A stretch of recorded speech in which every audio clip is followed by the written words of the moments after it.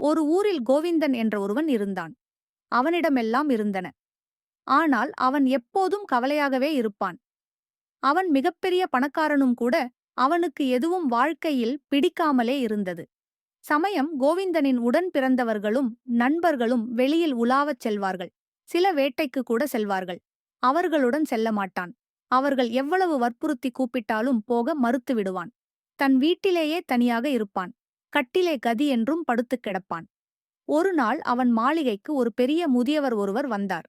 கோவிந்தனைப் பற்றி அவனுடன் பிறந்தவர்கள் பெரியவரிடம் விவரமாக கூறுகிறார்கள்.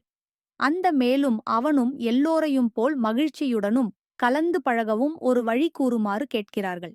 முதியவர் அவனிடம் செல்கிறார். தம்பி, நீ மகிழ்ச்சியாக இருக்க விரும்புகிறாயா என்று கேட்கிறார். ஆமாம், ஆமாம் என்கிறான். எனக்கு ஒரு நல்ல வழி தெரியும் என்கிறார். அப்படியானால் சீக்கிரம் சொல்லுங்கள்.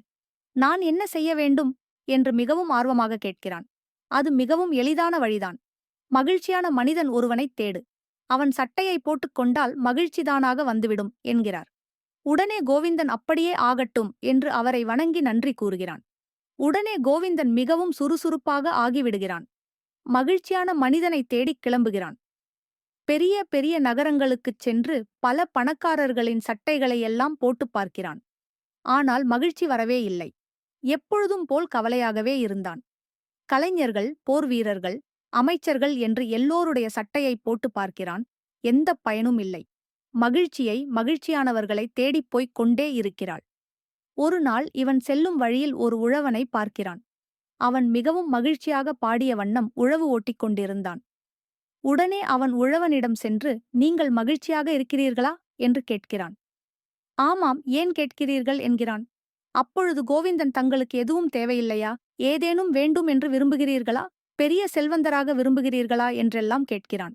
அதற்கு உழவன், வேண்டாம், எனக்கு உள்ளதே போதும்.